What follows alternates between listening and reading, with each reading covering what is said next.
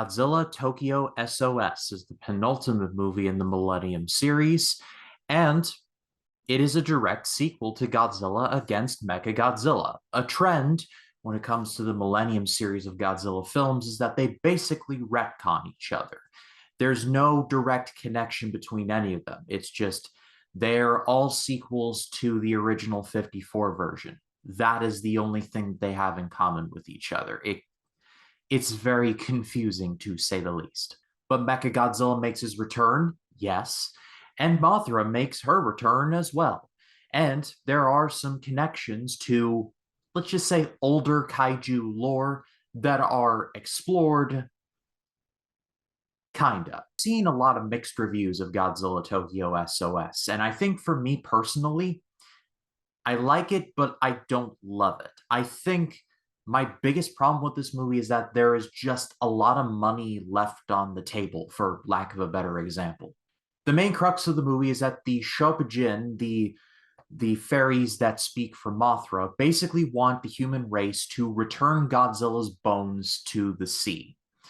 And Japan's like, should we really though? And thus they incur the wrath of Godzilla once again, and the three-way between Mothra, Mechagodzilla, and Godzilla is on.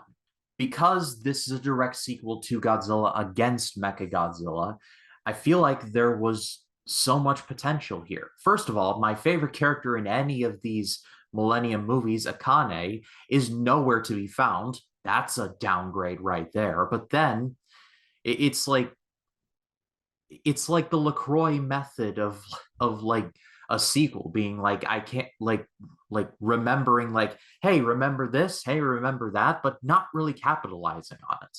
One of the things I really loved about Godzilla against Mechagodzilla was that Akane struggled and she basically had to work her way back to where she was piloting Kiryu Mechagodzilla.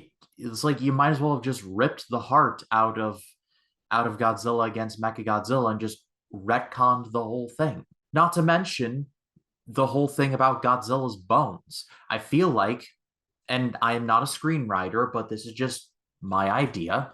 I feel like you can take that story, that being Godzilla's bones being returned to the sea, as Japan basically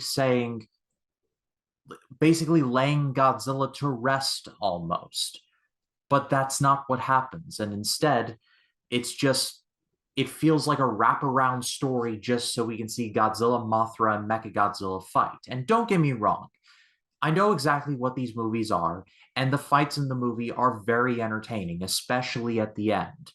But you can't tease me with a really good story with Akane, among other things, in Godzilla against Mechagodzilla, and then just be like, nah, you're good when it comes to Godzilla Tokyo S.O.S.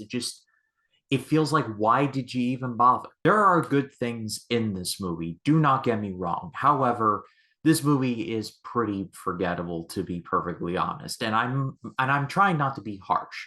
There are genuinely some good things and elements here. All of the monster suits look great, especially Mothra. I love the design of Mothra here.